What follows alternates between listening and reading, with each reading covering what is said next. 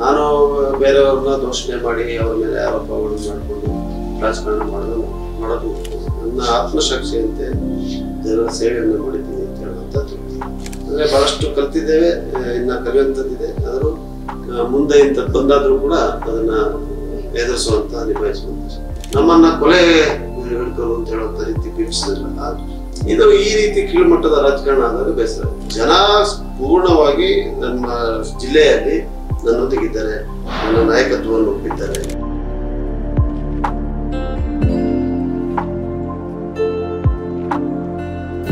ನಮಸ್ತೆ ವೀಕ್ಷಕರೇ, ಇವತ್ ನಮ್ ಜೊತೆ ಮುಖ್ಯಮಂತ್ರಿಗಳ ಕಾನೂನು ಸಲಹೆಗಾರರು ಹಾಗೂ ವಿರಾಜಪೇಟೆ ವಿಧಾನಸಭಾ ಕ್ಷೇತ್ರದ ಶಾಸಕರಾಗಿರುವಂತಹ ನಮ್ಮೆಲ್ಲರ ನೆಚ್ಚಿನ ಜನನಾಯಕ ಎಸ್ ಪೊನ್ನಣ್ಣ ಸರ್ ಇದ್ದಾರೆ.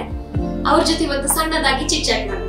ಸರ್, ಮೊದಲನೇದಾಗಿ ನಮ್ಮ TV1 ವಾಹಿನಿಯ ಕಡೆಯಿಂದ ನಿಮ್ಗೆ ಅಭಿನಂದನೆಗಳನ್ನ ಸಲ್ಲಿಸ್ತೀನಿ.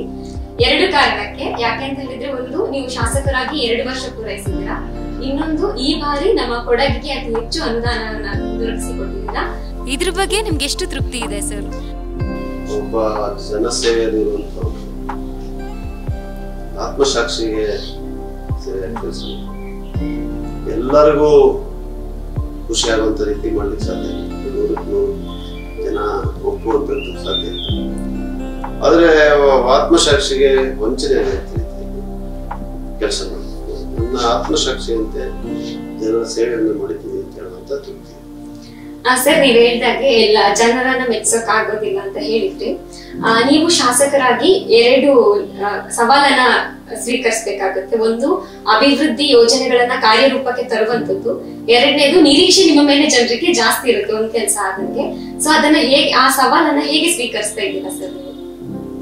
ಈಗ ಕೊಡಗಿನಲ್ಲಿ ಅದು ವಿರಾಜಪೇಟೆ ಕ್ಷೇತ್ರದಲ್ಲಿ ಹೆಚ್ಚು ಮಳೆ ಆಗುವಂತ ಪ್ರದೇಶ. ಅದರಿಂದ ರಸ್ತೆಗಳ ಬಗ್ಗೆ ಬಹಳ ದೊಡ್ಡ ಕೋರಿಕೆ ಮತ್ತು ಕೆಲವು ಭಾಗದಲ್ಲಿ ಕುಡಿಯುವ ನೀರು, ವಿದ್ಯುತ್ ಶಕ್ತಿ, ಮಾನವ ಮತ್ತು ಪ್ರಾಣಿಯ ಸಂಘರ್ಷ,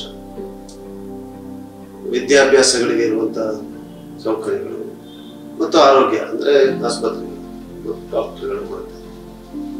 ಈ ಎಲ್ಲ ಕ್ಷೇತ್ರಗಳನ್ನ ಅಭಿವೃದ್ಧಿ ಪಡಿಸಬೇಕು ಅಂತ ಹೇಳುವಂತಹ ನಿಟ್ಟಿನಲ್ಲಿ ಕೆಲಸವನ್ನು ಮಾಡಿದ್ದೇವೆ. ಬಹುಶಃ ವಿರಾಜಪೇಟೆಗೆ ಈ ಬಾರಿ ಆಯವ್ಯಯದಲ್ಲಿ ಮುಖ್ಯಮಂತ್ರಿಗಳು ಅಂತ ಘೋಷಣೆ ಯಾವತ್ತೂ ಕೂಡ ಸಿಗ್ಲಿಲ್ಲ ಅಂತ ಹೇಳಿದ್ರೆ ತಪ್ಪ. ನಾನು ಬೇರೆಯವ್ರನ್ನ ದೂಷಣೆ ಮಾಡಿ ಅವ್ರ ಮೇಲೆ ಆರೋಪಗಳು ಮಾಡಿಕೊಂಡು ರಾಜಕಾರಣ ಮಾಡೋದು ಇದರಿಂದ ಹಳೆಯದೇನಾಗಿದೆ ಅಂತ ಹೇಳೋದ್ರ ಬಗ್ಗೆ ವಿಶ್ಲೇಷಣೆ ಮಾಡಿದ್ದೆ. ಆದ್ರೆ 2023 ನಂತರ ತಂದಂತ ಅಭಿವೃದ್ಧಿ ಕಾಮಗಾರಿಗಳು, ಯೋಜನೆಗಳು, ಅನುದಾನವನ್ನ ಜನರು ಮುಂದೆ ಇಡುವಂಥದ್ದು ನಮ್ಮ ಕರ್ತವ್ಯ. ಆ ಕೆಲಸವನ್ನ ಈ ಬಾರಿ 13ನೇ ತಾರೀಕಿಗೆ 2 ವರ್ಷ ಪೂರೈಸಿದ ದಿನ ಮಾಡೋಣ ಅಂತ ನಾವೆಲ್ಲ ಕೂಡ ನಮ್ಮ ನಾಯಕರು ಆಲೋಚನೆ ಮಾಡಿದ್ವಿ. ಆದ್ರೆ ಈ ಮಧ್ಯದಲ್ಲಿ ನಮ್ಮ ಗಡಿಯಲ್ಲಿ ಆಗ್ತಾ ಇರುವಂತಹ ಒಂದು ಸಂಘರ್ಷ ಇದೆ, ಇದು ಸೂಕ್ತವಾದಂತಹ ಸಮಯ ಅಲ್ಲ ಅಂತ ಹೇಳಿ ಅದನ್ನ ಮುಂದೂಡಿದ್ದೇವೆ. ಆದಷ್ಟು ಬೇಗ ಎಲ್ಲ ಸ್ವಲ್ಪ ಶಾಂತಿ ಮತ್ತೆ ನೆಲೆ ಮಾಡಿದ ನಂತರ ಖಂಡಿತವಾಗಿ ಅದನ್ನೆಲ್ಲ ಜನರ ಮುಂದೆ ಇಡುವಂತಹ ಕೆಲಸವನ್ನ ಮಾಡ್ತೀವಿ. ಆದ್ರೆ ಆರೋಗ್ಯ ಕ್ಷೇತ್ರದಲ್ಲಿ ಇವತ್ತು ಆಸ್ಪತ್ರೆಗಳಿರ್ಬೋದು, ಅದು ವಿರಾಜಪೇಟೆಯಲ್ಲಿ 400 ಬೆಡ್ಡಿನ ಆಸ್ಪತ್ರೆ, ಗೋಣಿಕೊಪ್ಪಲ್ನಲ್ಲಿರುವಂತಹ ಆಸ್ಪತ್ರೆಯನ್ನ ತಾಯಿ ಮತ್ತು ಮಕ್ಕಳ ಆಸ್ಪತ್ರೆಯಲ್ಲಿ ಮೇಲ್ದರ್ಜೆ ಮತ್ತು ಪೊನ್ನಂಪೇಟೆ ನೂತನ ತಾಲೂಕಿಗೆ ಒಂದು ಕಮ್ಯುನಿಟಿ ಹೆಲ್ತ್ ಸೆಂಟರ್ ಮತ್ತೆ ಒಂದು ರೆಫರಲ್ ಆಸ್ಪತ್ರೆ, ಈ ರೀತಿಯಾದಂತಹ ಕಾರ್ಯಕ್ರಮಗಳೇನು ಸರ್ಕಾರ ಕೊಟ್ಟಿದೆ, ಅದು ನಾನು ವಿಶೇಷವಾಗಿ ಮಾನ್ಯ ಮುಖ್ಯಮಂತ್ರಿಗಳಿಗೆ ಧನ್ಯವಾದಗಳು ತಿಳಿಸ್ತೀನಿ. ಯಾಕಂದ್ರೆ ನಾವು ಕಾಳಜಿಯನ್ನು ವಹಿಸಿ ನನ್ನ ಕೋರಿಕೆಗೆ ಮನ್ನಣೆಯನ್ನು ಕೊಟ್ಟು ಅದನ್ನ ಘೋಷಣೆ ಮಾಡಿದ್ದಾರೆ. ಬಹಳ ದೊಡ್ಡ ಮತ್ತೆ ರಸ್ತೆಗಳು PWD ಇಂದಾನೆ ಈ ಬಾರಿ ನಾನು 2024 ಇಸ್ವಿಗೆ 25ನೇ ಇಸ್ವಿಗೆ 110 ಕೋಟಿಗಿಂತ ಹೆಚ್ಚು ಯೋಜನೆಗಳನ್ನ ಅನುದಾನವನ್ನು ಕೊಟ್ಟಿದ್ದಾರೆ. ಅದನ್ನೆಲ್ಲ ಕಾರ್ಯರೂಪಕ್ಕೆ ತರಲಿಕ್ಕೆ ಸ್ವಲ್ಪ ಸಮಯ ಆದರೂ ಕೂಡ ಈಗೆಲ್ಲ ಒಂದೊಂದಾಗಿ ನಾವು ನೋಡ್ತಾ ಇದ್ದೀವಿ.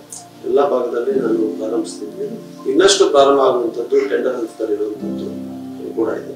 ಕುಡಿಯೋ ನೀರಿನ ಯೋಜನೆಗೆ ಕೂಡ ಕೊಟ್ಟಂತಹ ಸೌಲಭ್ಯಗಳು ಇವತ್ತು ವಿರಾಜಪೇಟೆಯಲ್ಲಿ 10 ಲಕ್ಷ ಲೀಟರ್ ನೀರಿನ ಟ್ಯಾಂಕ್ ಅನ್ನು ಕೊಟ್ಟುವಂತ ಕಾರ್ಯಕ್ರಮ ನಡೀತಾ ಇದೆ. 20,000ಕ್ಕಿಂತ ಹೆಚ್ಚು ಮನೆಗಳಿಗೆ ನೇರವಾಗಿ ಪೈಪ್ ಲೈನ್ ಅನ್ನು ಅಳವಡಿಸಿ ಬೇತ್ರಿ ನದಿಯಿಂದ ನೀರನ್ನು ತಂದು ಪದರೂರಿನಲ್ಲಿ ಟ್ರೀಟ್ ಮಾಡಿ ಕೊಡುವಂತ ಯೋಜನೆ ಇವತ್ತು ಕಾರ್ಯ ಬರ್ತಾ ಇದೆ. ಬಹುಶಃ ಡಿಸೆಂಬರ್ ಅಷ್ಟೊತ್ತಿಗೆ ಬರ್ತಾ ಇದೆ.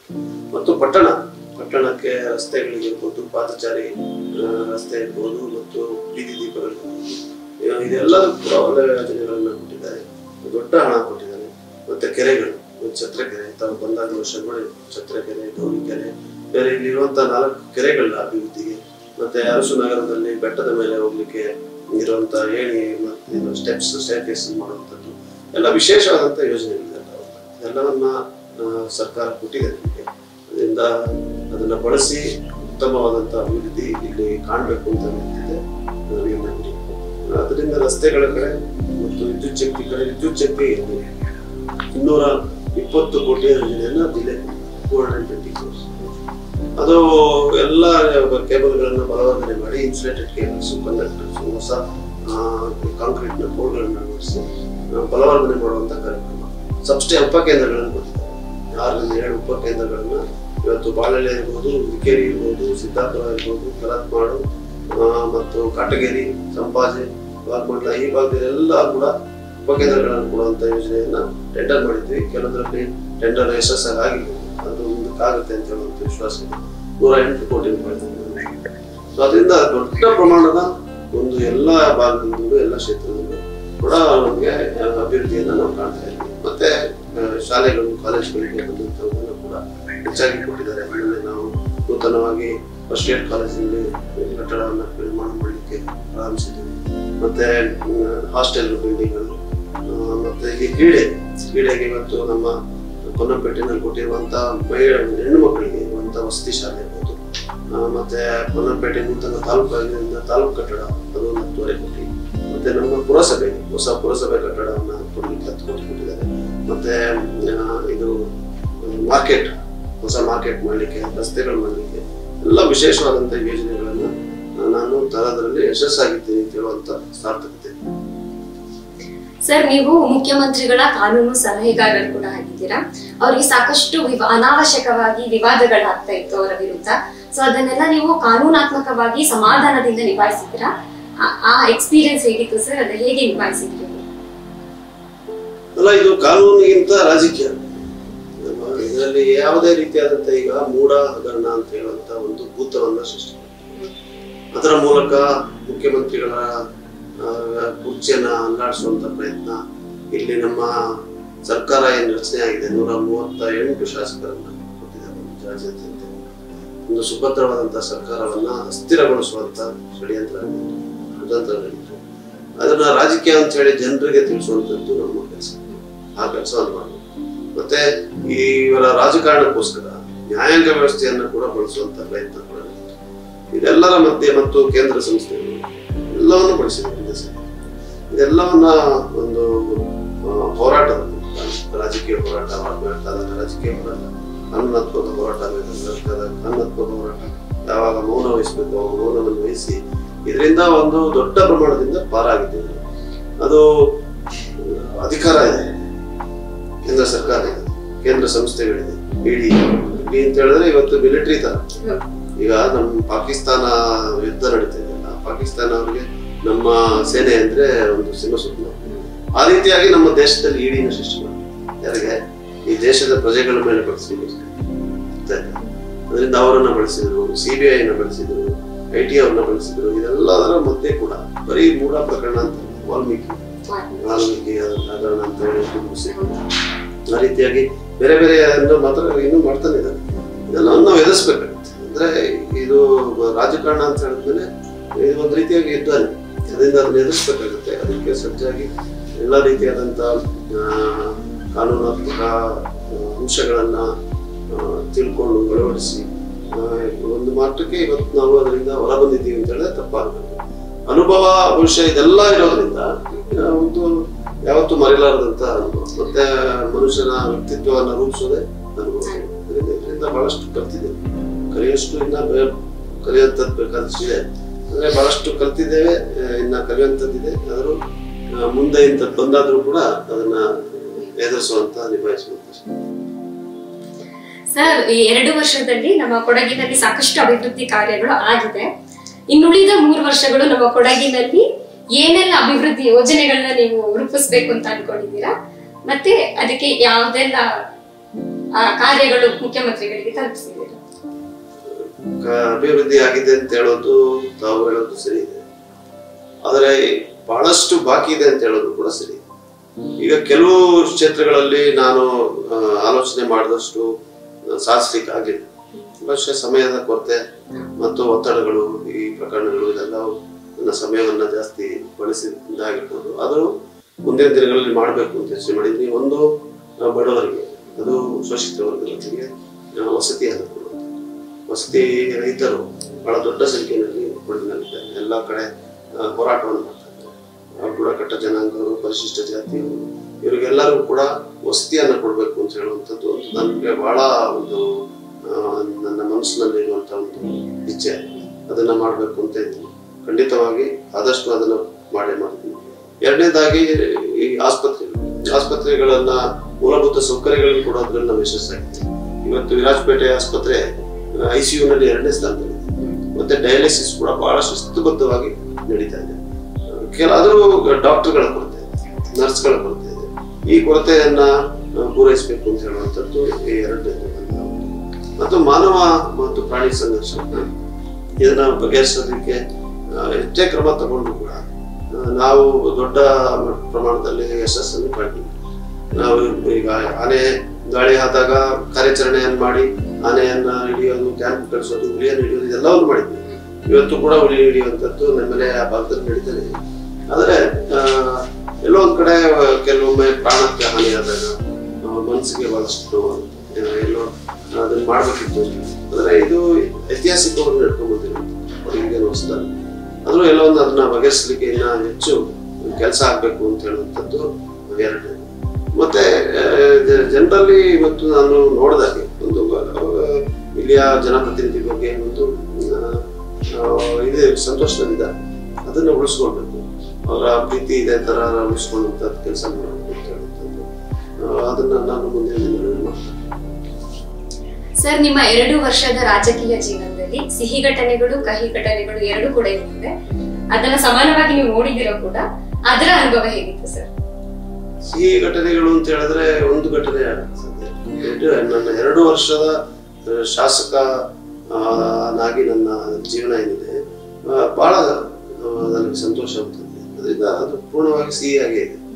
ಆದರೆ ಸಣ್ಣ ಸಣ್ಣ ವಿಚಾರಗಳು, ಯಾರಿಗಾರ ಒಬ್ಬರಿಗೆ ಒಂದು ಉದ್ಯೋಗವನ್ನು ಕೊಡಿಸಿದಾಗ, ಮತ್ತೆ ಯಾರಿಗೆ ಆರೋಗ್ಯ ಏನಾರು ಏರ್ಪೇರಾದಂತಹ ಸಂದರ್ಭದಲ್ಲಿ ಅವ್ರಿಗೆ ಸಹಾಯ ಮಾಡುವಂಥದ್ದು, ಮತ್ತೆ ನಮ್ಮ ಪಕ್ಷದ ಕಾರ್ಯಕರ್ತರು ಯಾರು ನನಗೆ ಮತ್ತೆ ಪಕ್ಷಕ್ಕೋಸ್ಕರ ಹಲವಾರು ವರ್ಷಗಳಿಂದ ದುಡಿದಿದ್ದಾರೆ, ಅವರಿಗೂ ಕೂಡ ಕೌಟುಂಬಿಕವಾದಂತಹ ಸಮಸ್ಯೆಗಳು ಬಂದಾಗ, ಮತ್ತೆ ಅವರ ಆರೋಗ್ಯದ ಸಮಸ್ಯೆ ಬಂದಾಗ ಅವ್ರಿಗೆ ಸ್ಪಂದಿಸುವಂತ ಶಕ್ತಿ ಏನಿದೆ ಅದನ್ನ ನಾನು ಮಾಡಿದಾಗ ಬಹಳ ಸಂತೋಷ ಆಗ್ತದೆ, ಬಹಳ ತೃಪ್ತಿಕರ ಆಗ್ತದೆ. ಇದನ್ನ ಎಲ್ಲ ಮಾಡ್ಲಿಕ್ಕೆ ಅವಕಾಶ ಸಿಗ್ತಲ್ಲ ಅಂತ ಹೇಳುವಂಥದ್ದು ಒಂದು ರೀತಿಯಾಗಿ ಅದನ್ನೇ ಸಿಹಿ ಅಂತ ಹೇಳ್ಬೋದು.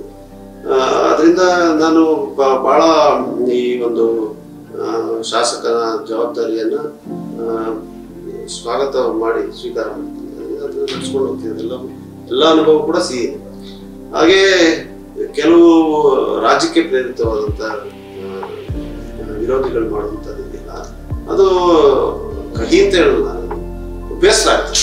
ಯಾಕಂದ್ರೆ ಈಗ ನೋಡಿ, ಮೊನ್ನೆ ವಿನಯ್ ಸೋಮಯ್ಯನವರ ಆತ್ಮಹತ್ಯೆ, ನನಗೂ ಏನ್ ಸಂಬಂಧ? ಈ ವಿನಯ್ ಸೋಮಯ್ಯ ನನ್ನ ಕ್ಷೇತ್ರದವರಲ್ಲ, ನನಗೂ ಅವ್ರಿಗೆ ಯಾವ ತರದ ಸಂಪರ್ಕ ಇಲ್ಲ. ನಾನು ದೂರವಾಣಿ ಸಂಪರ್ಕ ಮಾಡಿಲ್ಲ ಅಥವಾ ಆತ ಮಾಡಿಲ್ಲ, ನನಗೆ ಸಂಭಾಷಣೆ ಆಗಿಲ್ಲ, ಯಾವತ್ತೂ ಮುಖಾಮುಖಿ ನೋಡಿಲ್ಲ. ಅವರು ಪಾಪ ಆತ್ಮಹತ್ಯೆ ಮಾಡಿದ್ದು ನಮ್ಗೆಲ್ಲರೂ ಕೂಡ ದುಃಖ ಇದೆ.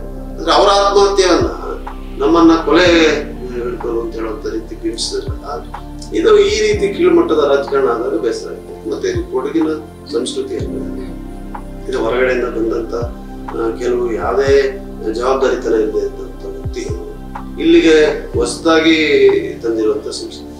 ಇದನ್ನ ಇಲ್ಲಿಯವರು ಕೂಡ ಅದನ್ನ ಒಪ್ಪಿ ಈ ರೀತಿಯಾಗಿ ನಡ್ಕೊಳ್ತಾ ಇದಾರಲ್ಲ ಅಂತ ಹೇಳೋದು ಒಂದು ರೀತಿ ಬೇಸರ ಆಗುತ್ತೆ. ಯಾಕಂದ್ರೆ ಏನೇ ಮಾಡ್ಬೋದು, ನಾವು ರಾಜಕೀಯ ವಿರೋಧಿಗಳನ್ನ ನಮ್ ಜೊತೆ ಬರ್ಬೇಕು, ಅವರು ನಮ್ಮನ್ನು ಒಪ್ಬೇಕು ಅಂತ ಹೇಳೋದಿಲ್ಲ, ವಿರೋಧಿಸ್ತೀವಿ. ಯಾಕಂದ್ರೆ ವಿರೋಧ ಇದ್ದಾಗೆ ನಾವು ಇನ್ನಷ್ಟು ಕೆಲಸ ಮಾಡ್ಲಿಕ್ಕೆ ಸಾಧ್ಯ. ಆದ್ರೆ ಗುಣಮಟ್ಟವಾಗಿ ವಿರೋಧ, ಪ್ರಶ್ನೆಗಳು ಕೇಳ್ಬೇಕು, ಪ್ರಶ್ನೆಗಳ ಅಭಿವೃದ್ಧಿ ಮೇಲೆ ಕೇಳ್ಬೇಕು, ಕಾರ್ಯವೈಖರಿಯ ಮೇಲೆ ಕೇಳ್ಬೇಕು. ಯಾವ್ದೋ ಸಾವಾಗಿದ ತಕ್ಷಣ ಬರ್ತಾರೆ, ಅಲ್ಲಿ ಧಾವಿಸಿ ಸಾರ್ವಜನಿಕರಿಗೆ ತೊಂದರೆ, ಕುಟುಂಬಸ್ಥರಿಗೆ ತೊಂದರೆ. ಇವತ್ತು ನನಗೆ ಒಂದೇ ಇದ್ದಿದ್ದು ಮನಸ್ಸಿನಲ್ಲಿ, ಎಲ್ಲಿ ಆ ಕುಟುಂಬಸ್ಥರು ಇವರ ಈ ರಾಜಕಾರಣವನ್ನ ನಂಬಿಡ್ತಾರೆ ಅಂತ ಹೇಳೋದು ಜನ ನಂಬಲ್ಲ ಅಂತ ಹೇಳೋದು. ಮತ್ತೆ ಇದು ಸತ್ಯ ಅಲ್ಲ. ಇದು ಸಂಪೂರ್ಣ ಸುಳ್ಳು, ಇವರು ಸೃಷ್ಟಿ ಮಾಡಿರುವಂಥದ್ದು, ಇದು ಬಹಿರಂಗ ಆಗಿದೆ. ಆದರೆ ಎಲ್ಲೋ ಒಂದ್ ಕಡೆ ಅವರ ಕುಟುಂಬಸ್ಥರು, ಅವರ ಧರ್ಮಪತ್ನಿ ಅವರೆಲ್ಲೋ ಒಂದ್ ಕಡೆ ಇದನ್ನ ನಂಬಿಬಿಟ್ಟಾರು ಅಂತ ಹೇಳುವಂತ ಒಂದು ನೋವು ಇತ್ತು ಅನಿಸ್ತದೆ. ಅದು ಕೂಡ ಇವತ್ತು ಸ್ಪಷ್ಟ ಆಗಿದೆ. ಯಾಕಂದ್ರೆ ನನಗೆ ಖಚಿತವಾದಂತಹ ವರದಿ ಇದೆ, ಮಾಹಿತಿ ಇದೆ. ಅವರು ಪೂರ್ಣವಾಗಿ ಇದರಲ್ಲಿ ನಂದೇ ಆಗಲಿ ಬೇರೆ ಯಾರದೇ ಆಗಲಿ ಯಾವುದೇ ಪಾತ್ರ ಇಲ್ಲ ಅಂತ ಹೇಳೋದ್ರ ಬಗ್ಗೆ ಅವರು ಕೂಡ ಸ್ಪಷ್ಟೀಕರಣ ಪಡಿಸಿದ್ದಾರೆ. ಮತ್ತೆ ಇವತ್ತು ಇವ್ರು ಮಾಡಿದಂತ ರಾಜಕಾರಣವನ್ನ ಅವರು ಬಹಳ ಅಭ್ಯಾಸ ವ್ಯಕ್ತಪಡಿಸಿದ್ದಾರೆ. ಅದರಿಂದ ಅದು ಕೂಡ ಇವತ್ತು ನನಗೆ ನೋವಿಂದ ಕೂಡ ಪಾರಾಗಿತ್ತು. ಅದೇನೋ ಒಂದು ಮನಸ್ಸಿಗೆ ಇದು ಈ ತರ ಮಾಡಿದ್ರಲ್ಲಪ್ಪ ಅಂತ ಹೇಳೋದು ಅನಿಸ್ತದೆ. ಬಿಟ್ರೆ ಬೇರೆ ಅಂತ ಯಾವುದೇ ಕೈಘಟನೆ ಪ್ರಶ್ನೆ ಇಲ್ಲ. ಜನ ಒಪ್ಪಿದ್ದಾರೆ, ಜನ ಪೂರ್ಣ ಮನಸ್ಸಿನಿಂದ ನನ್ನೊಂದಿಗಿದ್ದಾರೆ. ಹೋದಾಗ ದಾರಿನಲ್ಲಿ ರಸ್ತೆಯಲ್ಲಿ ಗೊತ್ತಾಗ್ತಾರೆ, ಗೇಟಿಂದ ಹೊರಗಡೆ ಬಂದು ಕಾಯ್ತಾ ಇರ್ತಾರೆ, ಕೈ ತೋರಿಸ್ತಾ ಇರ್ತಾರೆ. ಗೊತ್ತಾಗುತ್ತಲ್ಲ ಜನರ ಪ್ರೀತಿ ಯಾವ ತರ ಇದೆ ಅಂತ. ನಾನು ಕ್ಷೇತ್ರಾದ್ಯಂತ ಇವತ್ತು ಈಗ ನಿನ್ನೆನೆ ಬಹುಶಃ 300 ಕಿಲೋಮೀಟರ್ನಷ್ಟು ವಿರಾಜಪೇಟೆ ಕ್ಷೇತ್ರ ಒಳಗಡೆ ಸಂಚಾರ ಮಾಡಿದ್ದೀನಿ. ಸುಂಟಿಕೊಪ್ಪಗೆ ಹೋಗಿದ್ದೀನಿ. ಅಲ್ಲಿ ಹೋದಾಗ ದಾರಿನಲ್ಲಿ ಜನ, ಈಗ ನನ್ನ ಕಾರ್ ಬಂದಾಗ ನನಗೆ ಪ್ರೋಟೋಕಾಲ್ ಇರೋದ್ರಿಂದ ಜನಕ್ಕೆ ಗೊತ್ತಾಗುತ್ತೆ ಬಂದು ವಿಶ್ ಮಾಡ್ತಾರೆ, ಮಾತಾಡಿಸ್ತಾರೆ, ಕಾಯ್ತಾ ಇರ್ತಾರೆ. ಇದರಿಂದ ಗೊತ್ತಾಗುತ್ತೆ. ಅದರಿಂದ ಜನ ಪೂರ್ಣವಾಗಿ ನಮ್ಮ ಜಿಲ್ಲೆಯಲ್ಲಿ ನನ್ನೊಂದಿಗಿದ್ದಾರೆ, ನನ್ನ ನಾಯಕತ್ವವನ್ನು ಒಪ್ಪಿದ್ದಾರೆ, ನನ್ನ ಕಾರ್ಯವೈಖರಿಯನ್ನ ಸ್ವಾಗತ ಮಾಡಿದ್ದಾರೆ, ಸ್ವೀಕಾರ ಮಾಡಿದ್ದಾರೆ. ಈ ರಾಜಕಾರಣ ಈ ಮಟ್ಟಕ್ಕೆ ಹೋಗಿದೆ. ಇನ್ನ ನಾನು ಹೆಚ್ಚು ಕೆಲಸ ಮಾಡುವಂತ ರೀತಿಯಲ್ಲಿ ವಿರೋಧ ಪಕ್ಷದವ್ರು ಕೆಲಸ ಮಾಡಿದ್ರೆ ನಾನು ಕೂಡ ಅದನ್ನು ಸ್ವಾಗತ ಮಾಡ್ತೀನಿ. ಆದ್ರೆ ಸಾವಿನ ಮೇಲೆ ರಾಜಕಾರಣ ಆಗಬಾರ್ದು. ಅದು ಒಂದು ಘಟನೆಯನ್ನ ನಾನು ಸ್ವಲ್ಪ ನೋವಿಂದ ಸ್ವೀಕಾರ ಮಾಡಿದ್ದೀನಿ. ಈ ಡಾಕ್ಟರ್ಗಳ ಕೊರತೆಯನ್ನ ಪೂರೈಸಬೇಕು ಅಂತ ಹೇಳುವಂಥದ್ದು ಮತ್ತು ಈ ನಮ್ಮ ಮಾನವ ಆನೆ ಸಂಘರ್ಷ, ಮಾನವ ಪ್ರಾಣಿ ಸಂಘರ್ಷವನ್ನ ಬಗೆಹರಿಸಲಿಕ್ಕೆ ಇನ್ನಷ್ಟು ಕ್ರಮ ಜರುಗಿಸುವಂಥದ್ದು. ಮತ್ತೆ ಇಲಾಖೆಗಳು, ಅದು ಅರಣ್ಯ ಇಲಾಖೆ ಇರ್ಬೋದು, ಕಂದಾಯ ಇಲಾಖೆ ಇರ್ಬೋದು, ಪೊಲೀಸ್ ಇಲಾಖೆ ಇರ್ಬೋದು, ಇಲ್ಲಿ ಸಾರ್ವಜನಿಕರಿಗೆ ಹೆಚ್ಚು ಒಲವನ್ನು ತೋರಿಸುವಂತ ಒಂದು ಶಿಸ್ತನ್ನ ತರಬೇಕು ಅಂತ ಹೇಳುವಂಥದ್ದು. ಅದು ಹೆಚ್ಚಾಗಿ ಅರಣ್ಯ ಇಲಾಖೆ. ಅವೇನೋ ಜನರು ಎಲ್ಲ ಕಾಡಿನ ವಿರೋಧಿಗಳಿರ್ತಾರೆ, ಅದನ್ನ ಒಪ್ಲಿಕ್ಕೆ ಸಾಧ್ಯ ಆಗೋದಿಲ್ಲ. ಮತ್ತೆ ಕಂದಾಯ ಇಲಾಖೆಯವರು ಇದೇ ಇರ್ಬೋದು, ನಾಗರಿಕರು ಬರ್ತಾರೆ, ಅವ್ರನ್ನೆಲ್ಲ ಒಂದು ರೀತಿಯಾಗಿ ಗೌರವದಿಂದ ಕಾಣಬೇಕು. ಜನ ಬರೋದು ಇವರ ಈಗ ನಾನೇ ಆಗಲಿ, ಅಧಿಕಾರಿಗಳಾಗಲಿ, ಎಲ್ಲಿಂದ ಸಂಬಳ ಬರ್ತದೆ? ಜನರು ಕೊಡುವಂತ ಟ್ಯಾಕ್ಸ್ ನಿಂದ ಬರ್ತದೆ. ಆ ಜನ ಅವ್ರ ಹತ್ರ ಬಂದಾಗ ಯಾವ ರೀತಿ ಕಾಣ್ಬೇಕು? ನನ್ನ ಹತ್ರ ಬರೋ ಜನರ 10% ಕೂಡ ಅವ್ರ ಹತ್ರ ಹೋಗಲ್ಲ. ನಾನು ಬಂದಂತ ಎಲ್ಲರಿಗೂ ಕೂಡ ಗೌರವದಿಂದ ಕಂಡು ಮಾತಾಡಿಸಿ ಸಮಸ್ಯೆ ಬಗೆಹರ್ಲಿಕ್ಕೆ ಆಗ್ತದೋ ಆಗಲ್ಲ, ಅವ್ರು ಕೊಡ್ಬೇಕಾಗಿರುವಂತ ಗೌರವ ಯಾಕೆ ಕೊಡ್ತೀವಿ ಅಂದ್ರೆ ನಾವು ಅವ್ರ ಸೇವೆಗೆ ಬಂದಿಲ್ಲ. ನಾವೇ ಉದ್ದೇಶನ ಅಲ್ಲ, ಪಬ್ಲಿಕ್ ಸರ್ವೆ. ಸೊ ಅವರ ಸೇವೆಯನ್ನ ಮಾಡ್ಬೇಕು. ಅವ್ರಿಗೆ ಕನಿಷ್ಠ ಅಂತ ಹೇಳಿದ್ರೆ ಗೌರವ. ನಾನು ಅಡ್ವೊಕೇಟ್ ಜನರಲ್ ಆಗಿ 6 ವರ್ಷ ಕೆಲಸ ಬಂದಂತ ಎಲ್ಲ ಅಧಿಕಾರಿಗಳ ಅವರ ದಾವೆಯನ್ನ ನಡೆಸಿದಾಗ ಅವ್ರು ಒಂದು ಸೂಚನೆ ಕೊಡ್ತಾ ಇದ್ದೆ, ನಾನು ನಿಮ್ಮನ್ನ ಯಾವ ತರ ಕಾಣ್ತಾ ಇದ್ದೀನಿ ನೀವು ನನ್ನ ಕಚೇರಿಗೆ. ಯಾಕಂದ್ರೆ ಅವ್ರು ನಾನು ಇದನ್ನ ನಿಲ್ಸೆ ಮಾತಾಡ್ಸ್ಬೋದು, ಅವ್ರು ಎಷ್ಟೇ ದೊಡ್ಡ ಅಧಿಕಾರಿ ಈಗ ಕಾಣ್ತಾ ಇದ್ದೀನಿ, ನಿಮ್ ಗೌರವವನ್ನು ಏನ್ ಕೊಡ್ತಾ ಇದ್ದೀನಿ. ಅದು ಸಾರ್ವಜನಿಕರು ನಿಮ್ ಕಚೇರಿ ಬರುವಾಗ ಆ ಗೌರವವನ್ನು ನೀವು ಅವ್ರಿಗೆ ತೋರಿಸ್ಬೇಕು. ಆ ಒಂದು ಶಿಸ್ತನ್ನ ತರಬೇಕು ಅಂತ ಹೇಳುವಂತ ಪ್ರಯತ್ನ ಕೂಡ ಮುಂದುವರಿಸುತ್ತದೆ.